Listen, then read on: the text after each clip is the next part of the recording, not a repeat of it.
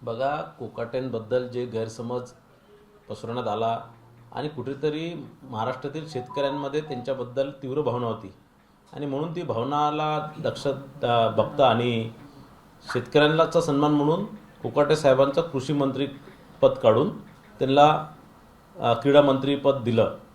या उलट यांच्या उद्धव ठाकरे साहेब ज्यावेळेस मुख्यमंत्री होते आणि त्यावेळेस त्यांच्या अनेक मंत्र्यांवर भ्रष्टाचाराचे देशद्रोहाचे अनेक गुन्ह्याच्या संदर्भातल्या तक्रारी होते, ते एकालाही कोणालाही हात लावू शकले नाही।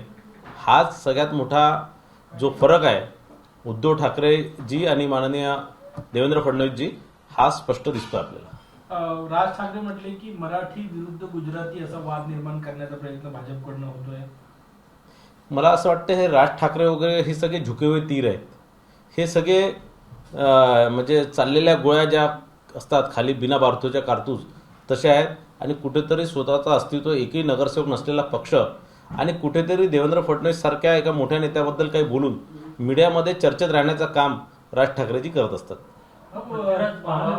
मुंबई महानगरपालिका निवडणुकीमध्ये ठाकरे यांनी गुजराती मराठीचा मुद्दा उपस्थित करत पुन्हा एकदा उद्धव ठाकरे यांच्या जवळ जाण्याचे संकेत दिलेले आहेत। हा वाद गुजराती आणि मराठी नाही आहे, तर हा वाद यांच्यासाठी उबाटासाठी आणि मनसेसाठी ती मलाई कोण खाणार याचा आहे।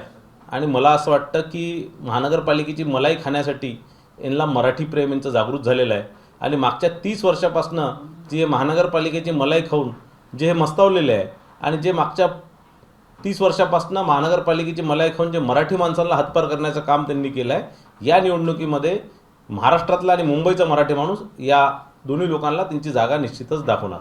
ठाकरे बंधू हिंदुत्वाकडनं डाव्या विचारधारेकडे त्यांची वाटचाल सुरू झाली असं वाटतं का तुम्हाला?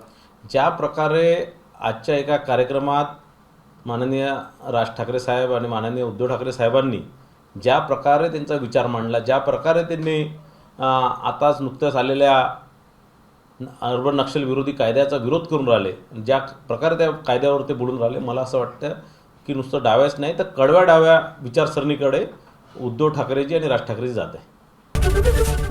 एबीपी माझा, उघडा डोळे बघा नीट।